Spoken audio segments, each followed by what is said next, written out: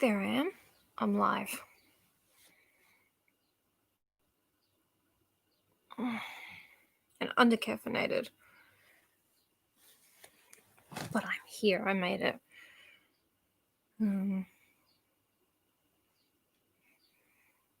Just gonna wait for the rest of yours.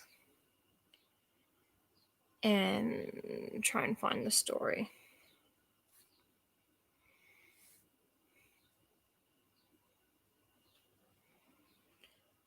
Case of Charles Dexter Ward. Hey, we got 2 people. How's it going, guys? I can't promise my internet won't drop out. I got the like the internet cable, the big fella, but there's nowhere to plug it in on this, so. But I had the idea, which I think was quite clever. Let's see where we're up to.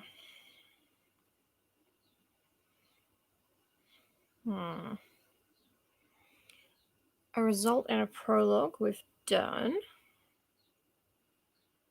An antecedent and a horror we have partly done.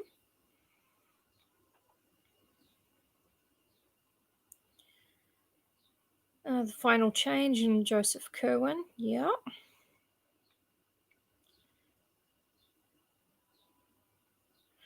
Right, we are up to. We love the big fella. The big fella, the cable. Love the big fella. That's my whole Trump impression. I just say things that he says, but I do this. I know, right? Less is more if you can't do it properly. But yeah, we had a bit of a recap. Probably not going to finish reading The Reminiscence of Dr. Samuel Johnson because I left the link there for you guys. Although it is funny to me. So let's try and recap, shall we? Should I recap everything or just yesterday's? I don't know. Hey, Josh. Welcome. Glad to see you. I'm just about to start a recap. Oh, and I have some good news as well. Evelyn made me go to the optometrist. Made me. She helped me and came with me. And I do need new glasses, but it's because my bad eye is getting better.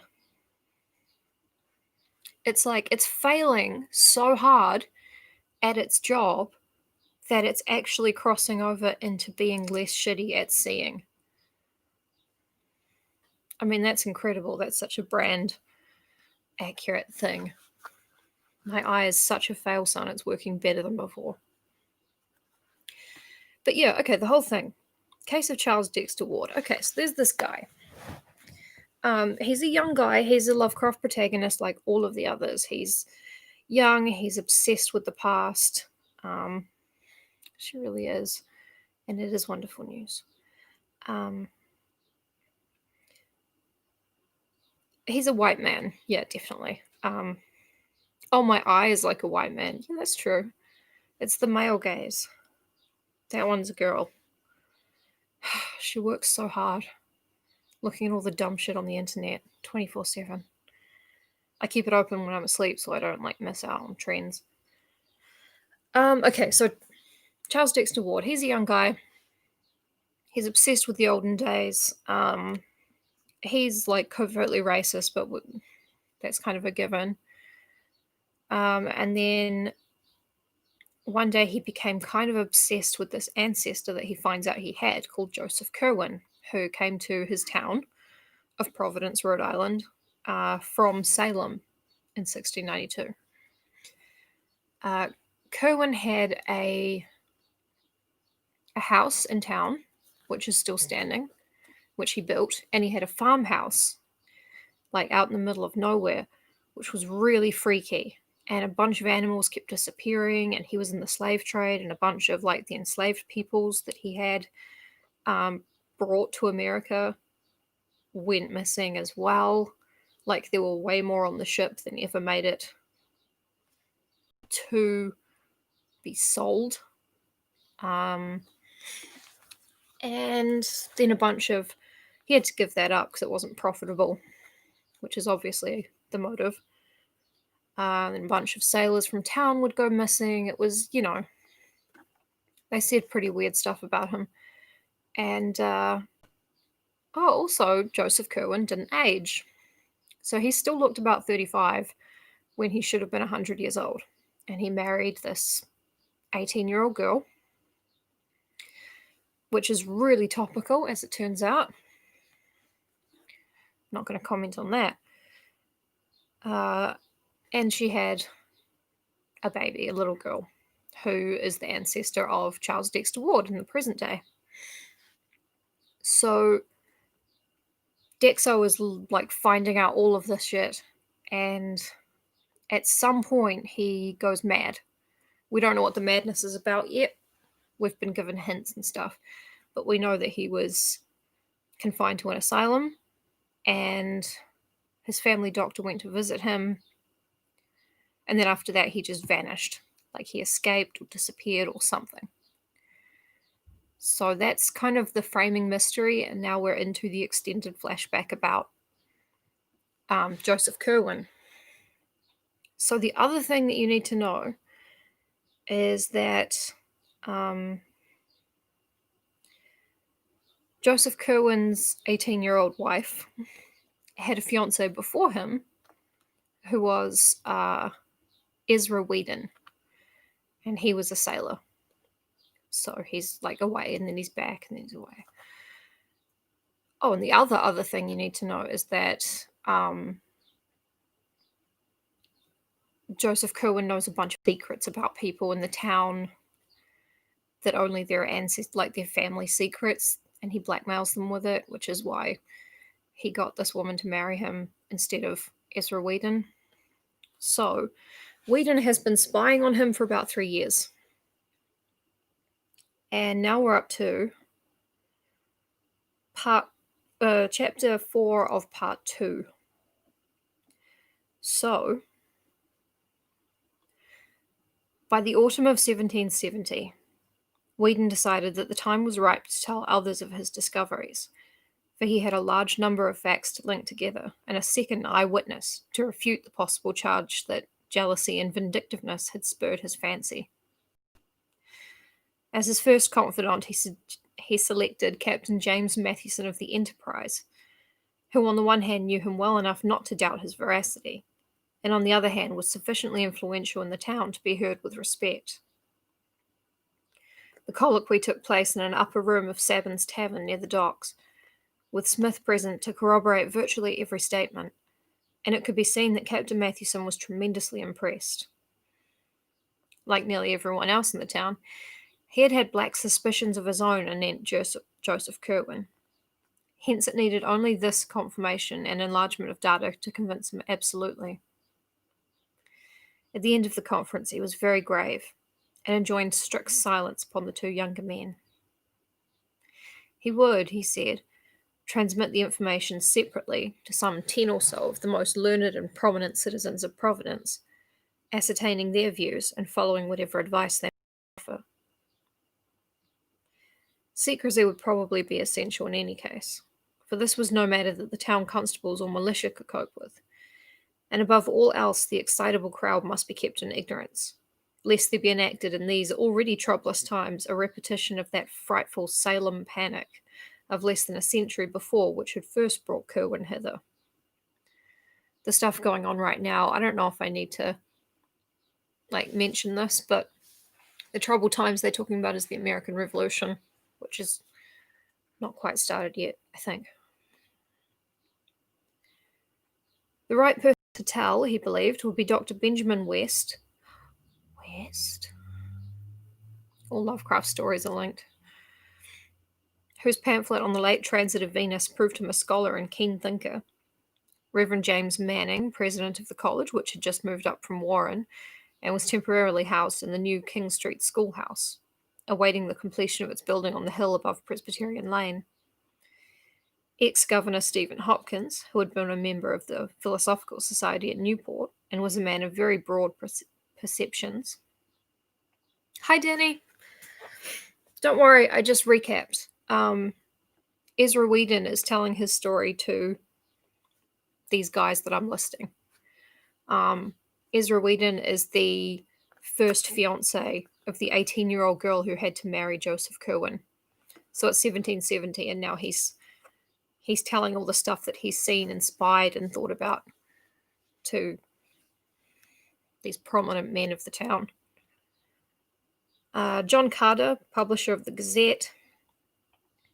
All four of the Brown brothers, John, Joseph, Nicholas, and Moses, who formed the recognized magnates, and of whom Joseph was an amateur scientist of parts. Old Dr. Jabez Bowen, whose erudition was considerable and who had much first-hand knowledge of Curwen's odd purchases. And Captain Abraham Whipple, a privateersman of phenomenal boldness and energy who could be counted on to lead in any active measures needed. Of the Gazette of Mars.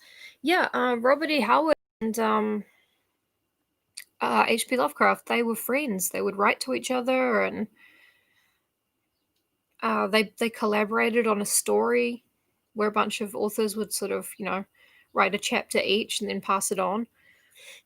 And Lovecraft's chapters would be, oh, the unknowable horror lurched out, and then Robert Howard would be like, it was a mummy, so that's what that was. And then anyway, someone chopped its head off. Like, it's great. You got to look it up.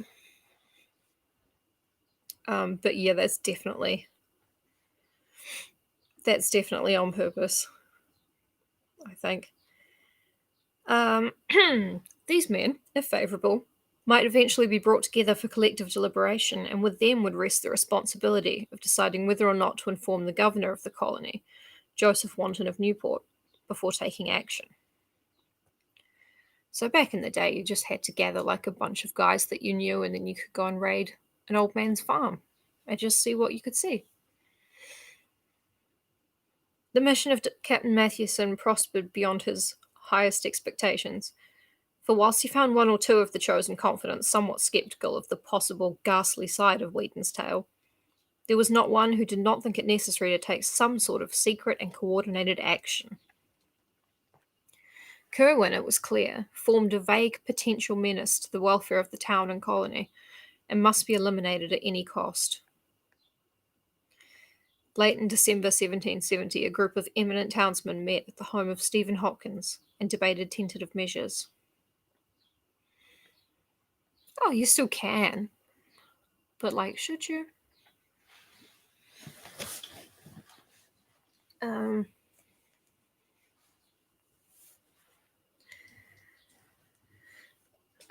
Where am I up to? Shit, lost it. Whedon's notes, which he had given to Captain Mathewson, were carefully read, and he and Smith were summoned to give testimony and anent details. Lovecraft loves using the word anent instead of about or regarding, because it was a word that was already just about extinct.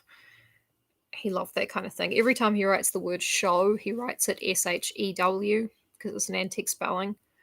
I get it. I'm a big nerd for the olden days as well. But yeah, just a little explanation of that. Testimony and details. Something very like fear seized the whole assemblage before the meeting was over, though there ran through that fear a grim determination, which Captain Whipple's bluff and resonant profanity best expressed. He is a hipster. Hey, Alex. He's a hipster for the colonial times. They would not notify the governor, because a more than legal course seemed necessary. With hidden powers of uncertain extent apparently at his disposal, Curwen was not a man who could safely be warned to leave town.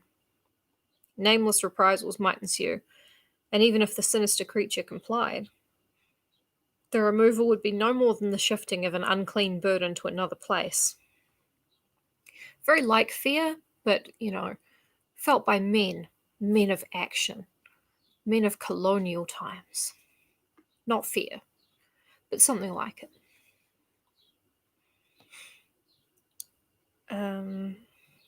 The times were lawless, and men who had flouted the king's revenue forces for years were not the ones to balk at sterner things when duty impelled.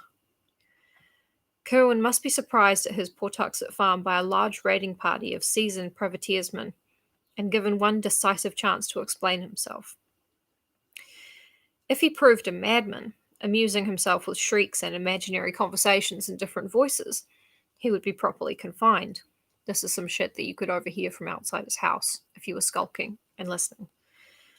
If something graver appeared, and if the underground horrors indeed turned out to be real, he and all with him must die. It could be done quietly, and even the widow and her father need not be told how it came about. I can't believe it's not fair. Oh, exactly. Scared. Scaregerine. You know, like margarine? But scare, it doesn't work. It's a different sound. Mmm. Tea. While these serious steps were under discussion, there occurred in the town an incident so terrible and inexplicable that for a time little else was mentioned for miles around.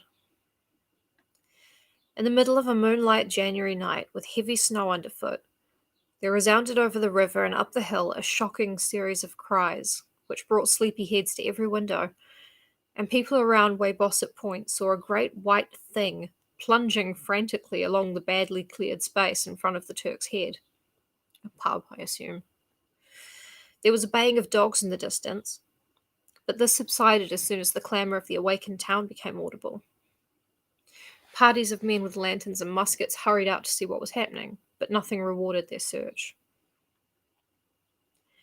The next morning, however, a giant muscular body, stark naked, was found on the jams of ice around the southern piers of the Great Bridge, with a long dock stretched out beside Abbott's Distill House, and the identity of this object became a theme of endless speculation and whispering. It was not so much the younger as the older folk who whispered, for only in the patriarchs did that rigid face with horror-bulging eyes strike any chord of memory. They, shaking as they did so, exchanged furtive murmurs of wonder and fear, for in those stiff, hideous features lay a resemblance so marvellous as to be almost an identity, and that identity was with a man who had died full 50 years before. He was naked, huge of nude. Nice. Yeah. He was naked and you could see his ding dong and everything, plus it looked exactly like a dude who died 50 years ago. But also, the ding dong. So, pretty scary.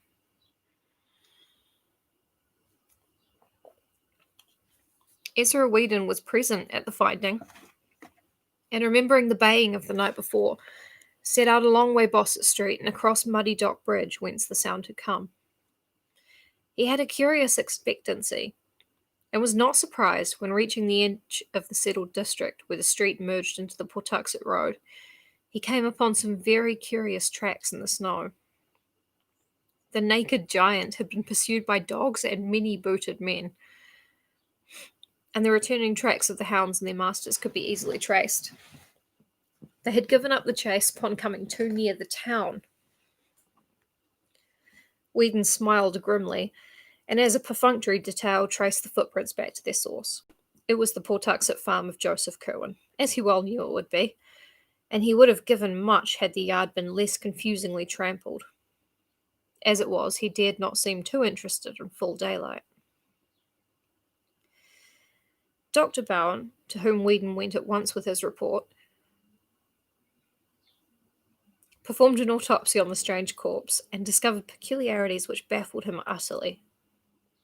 The digestive tracts of the huge man seemed never to have been in use, whilst the whole skin had a coarse, loosely knit texture impossible to account for.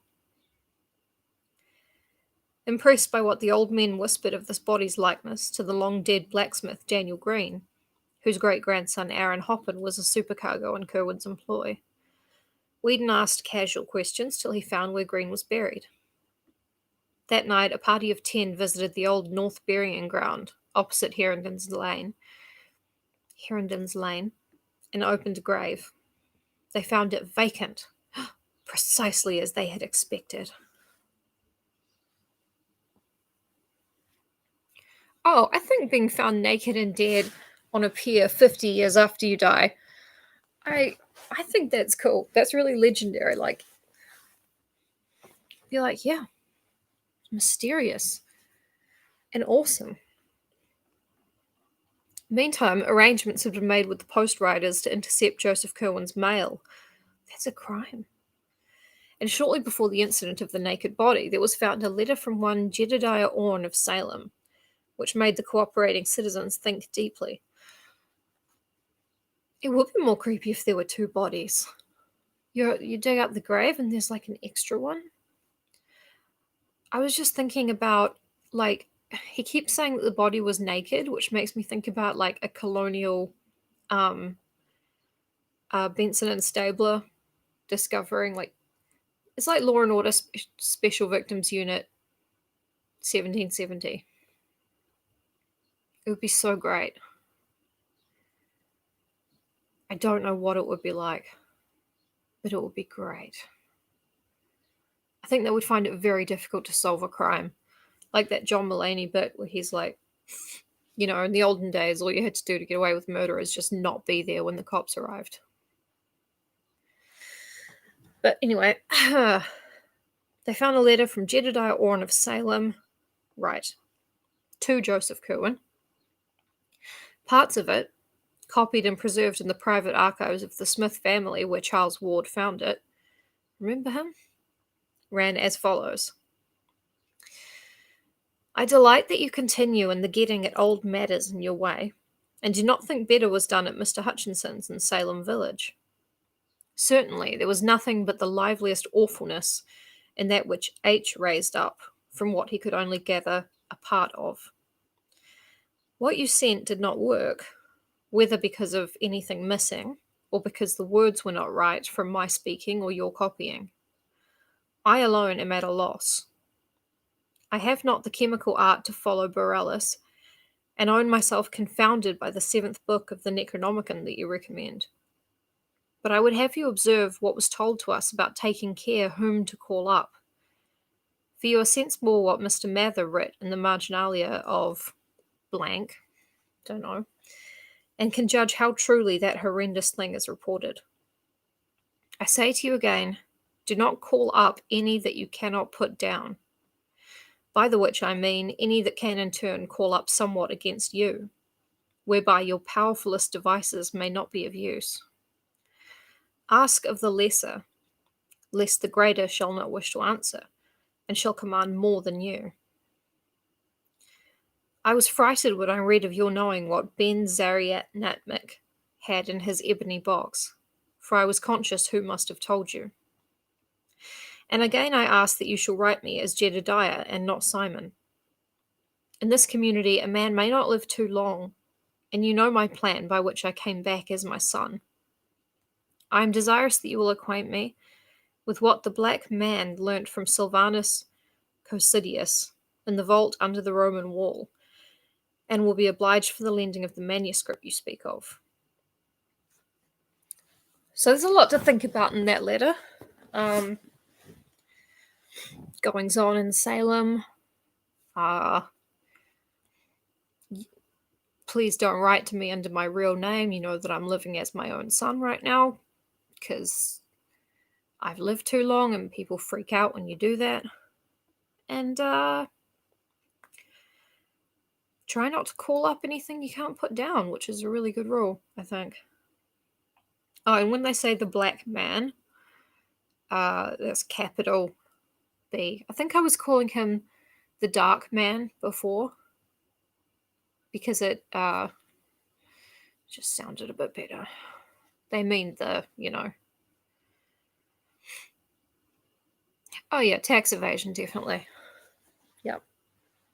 And then people would be like, God, your dad was such a dick. And you'd be like, no, he wasn't. He was a brilliant man. And I have the same birthmark as him, but don't think about it. I got it tattooed as a thing. An unsigned letter from Philadelphia provoked equal thought, especially for the following passage. I will observe what you say respecting the sending of accounts only by your vessels, but cannot always be certain when to expect them. In the matter we spoke of, I require only one more thing, but wish to be sure I apprehend you exactly. You inform me that no part must be missing if the finest effects are to be had, but you cannot but know how hard it is to be sure. It seems a great hazard and burden to take away the whole box, and in town, i.e., St. Paul's, St. Peter's, St. Mary's, or Christ Church, it can scarce be done at all. But I know what imperfections were in the one I raised up October last, and how many live specimens you were forced to employ before you hit upon the right mode in the year 1766, so will be guided by you in all matters. I am impatient for your brig and inquire daily at Mr. Biddle's wharf. So, Liam Neeson, he's so good. Another thing I missed in the recap was that Joseph Curwen had been hanging around graveyards. I think you can probably figure that out, though, from context. A third suspicious letter was in an unknown tongue and even an unknown alphabet. In the Smith diary found by Charles Ward, a single oft-repeated combination of characters is clumsily copied, and authorities at Brown University have pronounced the alphabet Amharic or Abyssinian, although they do not recognize the word. None of these epistles was ever delivered to Curwen, though the disappearance of Jedediah Orne from Salem, as recorded shortly afterward, showed that the Providence men took certain quiet steps. I know what you did last October. I know that which you raised,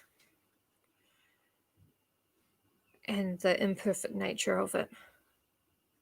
The Pennsylvania Historical Society also has some curious letters received by Dr. Shippen regarding the presence of an unwholesome character in Philadelphia. It's always Necronomicon in Philadelphia. Stupid.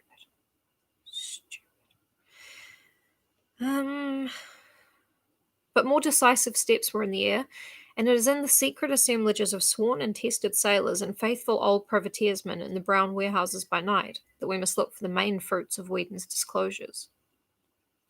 Slowly and surely a plan of campaign was under development which would leave no trace of Joseph Curwen's noxious mysteries.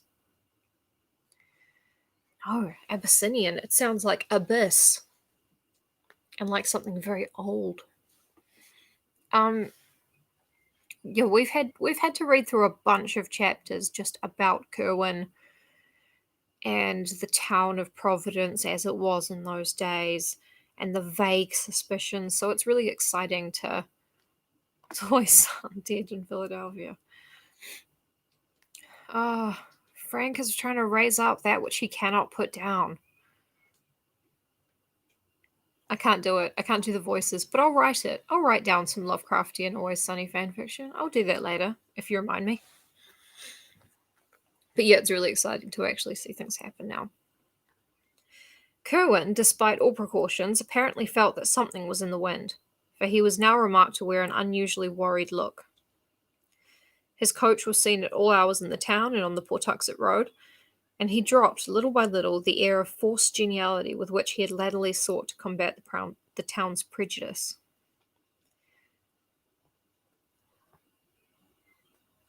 Josh! Other Josh! Hey! Okay, so basically, Joseph Curwen has Ezra Whedon, the first fiance of the 18-year-old girl that Joseph Curwen married, has been spying on him this whole time. He's taken his concerns to like the important guys of the village, and they are basically about to raid the scary and mysterious farm. So that's pretty cool. That's some action. The nearest neighbors to Curwen's farm, the Fenners, one night remarked a great shaft of light shooting into the sky from some aperture in the roof of that cryptical stone building with the high, excessively narrow windows, an event which they quickly communicated to John Brown in Providence. Mr. Brown had become the executive leader of the select group bent on Curwen's extirpation and had informed the Fenners that some action was about to be taken. This he deemed needful because of the impossibility of their not witnessing the final raid, and he explained his course by saying that Curwen was known to be a spy of the customs officers at Newport, against whom the hand of every Providence shipper, merchant, and farmer was openly or clandestinely raised.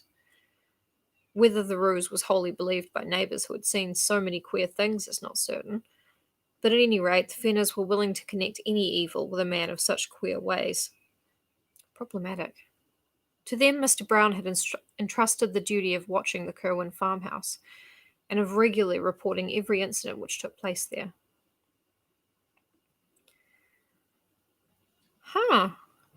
Also, welcome Patrick. If that's how you pronounce that, which I think it is. The probability that Curwen... Chapter 5 of Part 2. 2? Yeah. The probability that Curwen was on guard and attempting unusual things, as suggested by the odd shaft of light, precipitated at last the action so carefully devised by the band of serious citizens. According to the Smith diary, a company of about 100 men met at 10 p.m. on Friday, April 12th, 1771, in the great room of Thurston's Tavern at the sign of the Golden Lion on Weybosset Point across the bridge. Of the guiding group of prominent men, in addition to the leader John Brown, there were present Dr. Bowen, with his case of surgical instruments, President Manning, without the great periwig, the largest in the colonies, for which he was noted. Wig. Periwig is a wig. Governor Hopkins, wrapped in his dark cloak and accompanied by his seafaring brother Isaac, whom he had initiated at the last moment with the permission of the rest, John Carter, Captain Mathewson, and Captain Whipple, who was to lead the actual raiding party. That is a pretty good choice for an unknown alphabet. Plus, it sounds like abyss, which is scary. These chiefs conferred apart in a rear chamber, after which Captain Whipple emerged to the great room and gave the gathered seamen their last oaths and instructions. I always laugh when I see that word. Eleazar Smith was with the leaders as they sat in the rear apartment, awaiting the arrival of Ezra Whedon, whose duty was to keep track of Curwen and report the departure of his coach for the farm. Oh, it's getting exciting. About 10:30, a heavy rumble was heard on the great bridge, followed by the sound of a coach in the street outside, and at that hour there was no need of waiting for Whedon in order to know that the doomed man had set out for his last night of unhallowed wizardry. It sounds cool as hell. Kind of rooting for this guy. Not really. Kind of. Not really. A moment later, as the receding coach clattered faintly over the muddy dock bridge, Whedon appeared, and the raiders fell silently into military order in the street, shouldering the firelocks, fowling pieces, or whaling harpoons which they had with them. Whedon and Smith were with the party, and of the deliberating citizens there were present for active service Captain Whipple, the leader, Captain Isaac Hopkins, John Carter, President Manning, Captain Mathewson, and Dr. Bowen, together with Moses Brown, who had come up at the 11th hour, though absent from the preliminary session in the tavern. All these freemen and their 100 sailors began the long march without delay, grim and a little apprehensive as they left the muddy dock behind and mounted the gentle rise of Broad Street toward the Pawtuxet Road. Just beyond Elder Snow's church, some of the men turned back to take a parting look at Providence lying outspread under the early spring stars. Steeples and gables rose dark and shapely, and salt breezes swept up gently from the cove north of the bridge. Vega was climbing above the great hill across the water, whose crest of trees was broken by the roofline of the unfinished college edifice. At the foot of that hill, and along the narrow mounting lanes of its side, the old town dreamed. Old Providence, for whose safety and sanity so monstrous and colossal a blasphemy was about to be wiped out. Come on, Howard. Come on, hurry up, man. Let's go. An hour and a quarter later, the raiders arrived, as previously agreed, at the Fenner farmhouse, where they heard a final report on their intended victim. He had reached his farm over half an hour before. Sorry, I keep losing my place. And the strange light had soon afterwards shot once into the sky, but there were no lights in any of the visible windows. This was always the case of late. Even as this news was given, another great glare arose toward the south, and the party realized that they had indeed come close to the scene of awesome and unnatural wonders. Does sound awesome.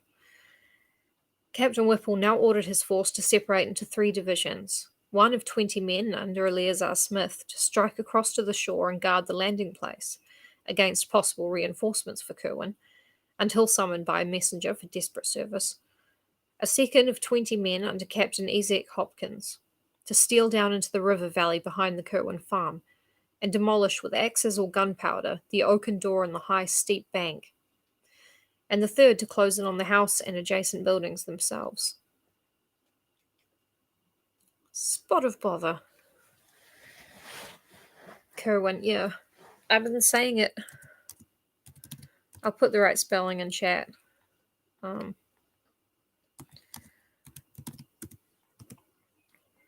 don't know if it's just an archaic spelling of Kerwin, maybe. Of this division, 1/3 was to be led by Captain Mathewson to the cryptical stone edifice with high, narrow windows. Another third to follow Captain Whipple himself to the main farmhouse, and the remaining third to preserve a circle around the whole group of buildings until summoned by a final emergency signal. They're doing quite well. Oh no, that's all right. It's impossible to tell how these things are spelled by just hearing them. That's why English is such an amazing language. Sorry, I'm undercaffeinated. The river party would break down the hillside door at the sound of a single whistle blast, then waiting and capturing anything which might issue from the regions within. They're pretty sure there are heaps of tunnels under the hill. At the sound of 2 whistle blasts, it would advance through the aperture to oppose the enemy or join the rest of the raiding contingent.